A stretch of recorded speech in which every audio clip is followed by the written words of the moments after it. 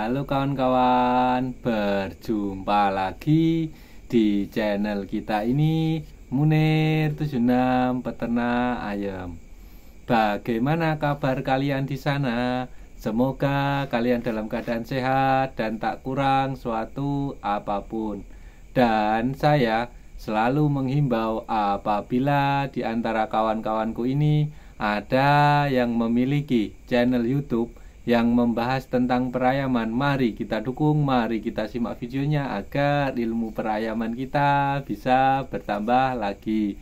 Dan tak lupa juga saya mendoakan kepada kawan-kawanku yang selalu setia mendukung channel ini, semoga hobi ayamnya, ternak ayamnya bisa terus maju, berkembang dan sukses. Dan di kesempatan kali ini saya masih lagi mencoba untuk menjawab salah satu pertanyaan dari kawan kita. Yaitu kawan kita itu bertanya, apakah ayam jenis ayam hobi itu bisa ditetaskan dengan mesin tetas. Maksudnya bisa itu apakah kualitasnya masih bagus dengan menggunakan mesin tetas, bukan dirami induknya secara alami. Terus yang kedua, bagaimana cara mengoperasikan mesin tetas agar tingkat keberhasilannya itu tinggi. Dan di kesempatan kali ini mari kita akan bahas bersama-sama. Tapi sebelum kita melanjutkan pembahasan kali ini, tak bosan-bosannya saya selalu mengingatkan kepada kawan-kawanku untuk selalu mendukung terus channel ini dengan cara like, share, komen, dan subscribe. Terima kasih. Begini kawan, ayam jenis hobi itu kalau ditetaskan dengan mesin tetas, apakah kualitasnya masih bagus? Intinya seperti itu. Mungkin maksudnya kawanku itu masih bagus. Jawabannya, kalau menurut saya sendiri, jawabannya masih bagus. Karena apa? Ya bagus karena apa? Karena hasil dari ayam, dari hasil mesin tetas saya itu udah ada yang berprestasi dan pertumbuhannya juga bagus. Kan ada itu yang bilang, wah kalau pakai mesin tetas nanti kualitasnya jadi jelek, pertumbuhannya jadi tidak bagus. Tapi kalau saya bisa menjawab bagus karena saya sudah membuktikannya. Terus bagaimana cara mengoperasikan mesin tetas agar tingkat keberhasilannya itu tinggi? Yang pertama kawan-kawan harus mencari mesin tetas yang berkualitas. Yang berkualitas, yang saya maksud itu bukan kualitas dengan harga tinggi, tapi yang penting daya tetas mesin tersebut sudah teruji, misalkan udah dipakai banyak orang. Terus kalau kawan-kawan bisa membuatnya sendiri, itu lebih bagus lagi. Dan kalau saya itu memakai ini, mesin tetas saya ini mesin tetas full otomatis. Jadi perputarannya itu otomatis, ada kipasnya juga di dalamnya, blowernya, supaya panas merata. Kawan-kawan bisa, kalau mau cari mesin tetas, usahakan yang otomatis. Kalau yang belum otomatis itu saya sudah membuktikan, karena mungkin saya itu masih kurang teliti, jadi banyak yang gagal. Tapi kalau sekarang yang mesin full otomatis punya saya ini, tingkat keberhasilannya tinggi dan anakannya pun bagus. Dan otomatis di sini saya pakai yang roller, jadi berputar gitu, selanjutnya untuk kunci keberhasilan adalah dengan suhu penyetelan suhu ayam yang tepat. Suhu udara, maksudnya suhu udara bukan suhu ayam. Suhu udara di mesin box di mesin tetas ini harus tepat. Nah, caranya bagaimana? Kalau menurut versi saya ya.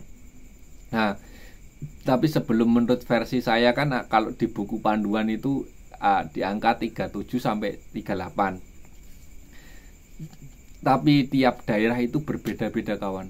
Misalkan di tempat saya itu 37 sudah menetas bagus, di tempat kawanku itu 38 itu baru menetas. Terus kalau rahasianya, kalau versi saya, maksudnya bukan rahasia lagi, tapi menurut versi saya, untuk menetaskan agar anakannya itu bisa dikatakan bagus itu, saya memakai metode dengan ini kawan, termometer manual. Loh, kenapa harus pakai termometer manual? Kan full otomatis sudah ada termometer digitalnya. Begini kawan, menurut pengalaman saya itu termometer digital sama manual ini lebih akuratan yang manual. Jadi kalau saya memfungsikan termometer dalam mesin box ini hanya sebagai istilahnya sebagai otomatis saja untuk menghidupkan menyalakan lampu, tapi saya patokannya ini. Terus cara saya lihat dulu di kandang saya itu ayam yang tingkat keberhasilannya itu tinggi, tingkat keberhasilan mengeramnya itu tinggi. Dan ketika ayam tersebut mengeram, saya kasih ini kawan, saya kasih ini 1 hari 1 malam. Habis itu saya ambil, saya catat ini nomornya berapa, misalkan 37. Terus saya istilahnya saya kalibrasikan dengan ini. Jadi mesin termometer digital di mesin tetas ini ngikutin ini kawan, ngikutin ini. Jadi misalkan di sini 37, walaupun di sini 37, di sini 38 atau bahkan 40, ngikutin ini saja, pasti berhasil. Dan kalau misalkan kawan-kawanku itu jangan meniru saya. Misalkan saya di sini 37, kan tiap daerah itu berbeda-beda suhu dan kelembabannya. Jadi kawan-kawan tetap harus masukkan ini ke dalam ayam yang mengeram, tapi yang tingkat keberhasilan mengeramnya itu yang tinggi, jangan sembarangan. Saya jamin pasti anakannya bagus. Dan kata orang kan misalkan gini, ayam hasil mesin tetas itu gampang sakit.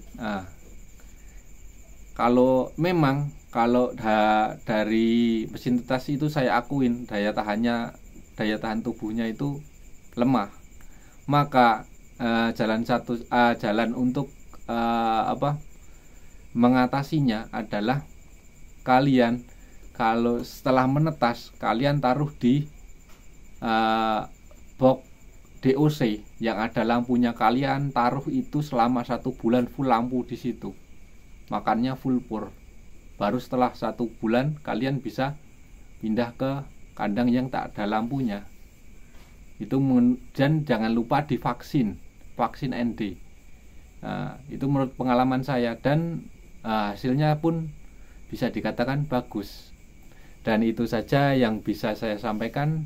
Mohon maaf jika ada kesalahan kata, dan saya juga mohon maaf apabila penyampaian saya ini tidak sesuai dengan keinginan dari kawan kita ini.